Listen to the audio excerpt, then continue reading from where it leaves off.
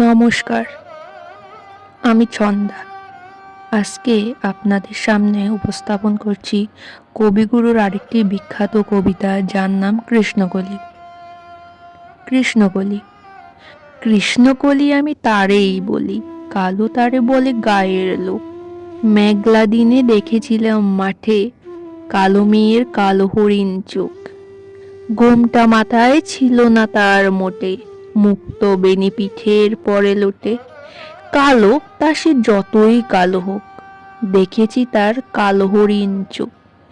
ঘন মেঘে আধার হলো দেখে, ডাকতেছিল শ্যামল দুটি গায়।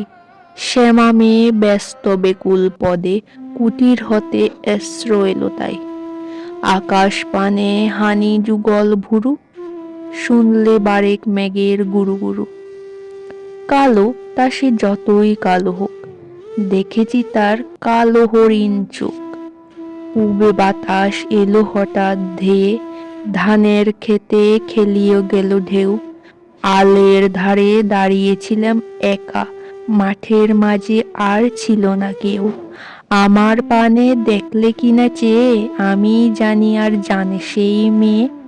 কালো তা সে যতই কালো হোক, দেখেছি তার কালো হরিণ চোখ।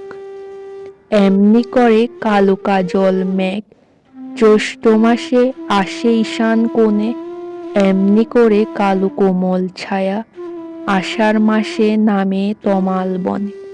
এমনি করে শ্রাবণ রজনীতে হঠাৎ খুশি ঘনিয়ে আনে চিতে।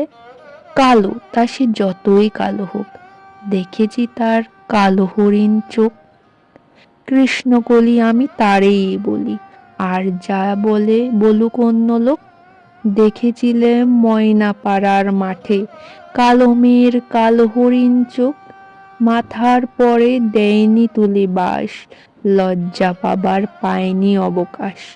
কালো তা সে যতই কালো হোক, দেখেছি তার কালো হরিণ চোখ।